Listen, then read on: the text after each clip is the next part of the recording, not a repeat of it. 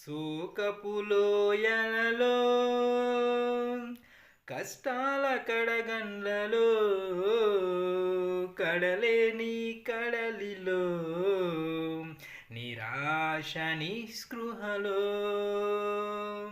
శోకపు లోయలలో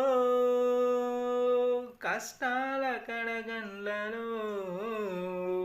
కడలేని కడలిలో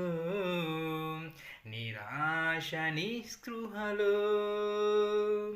అర్థమే కాని ఈ జీవితం ఇక వ్యర్థమని నేననుకొనగా అర్థమే కాని ఈ జీవితం ఇక వ్యర్థమని నేననుకొనగా కృపా కనికరము గల దేవా నా కష్టాల కడలిని దాటించి